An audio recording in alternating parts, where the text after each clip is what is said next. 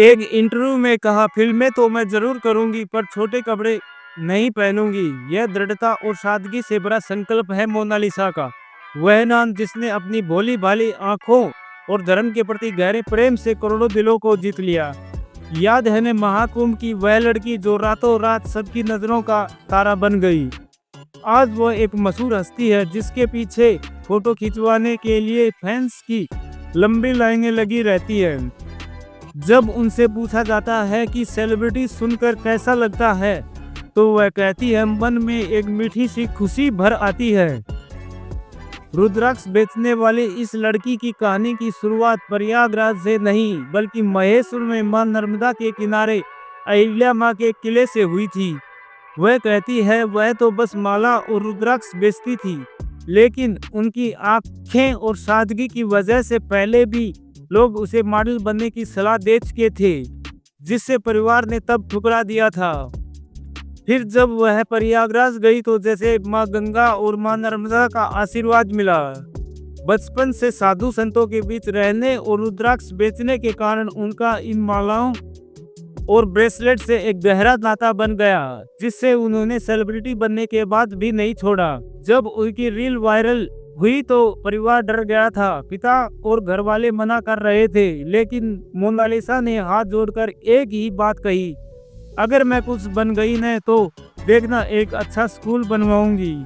हमारे यहाँ की ज्यादातर लड़कियाँ पढ़ी लिखी नहीं है। यह सुनते ही सबने हाँ कर दी। मुंबई की उस माया नगरी का नाम सुनकर डर तो लगा, लेकिन पहली बार वहां जाकर उन्होंने बहुत प्यार मिला।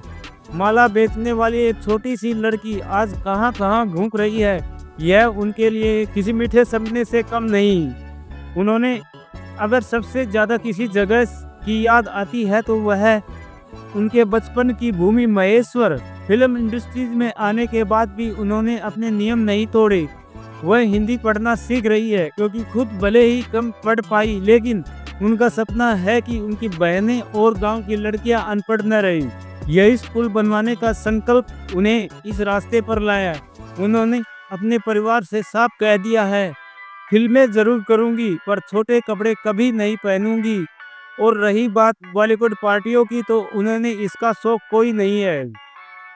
वह आज भी वही लड़की है जो शादी में बस लिपस्टिक और बिंदी हल्का सा काजल लगाती थी। उनके लिए सबकी अपनी अपनी सोच है।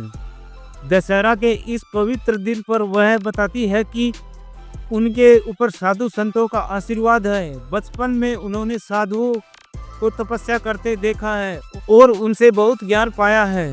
उनके सबसे करीबी भगवान राधा कृष्ण है, लेकिन मां नर्मदा और गंगा मैया भी उनके लिए सब कुछ हैं।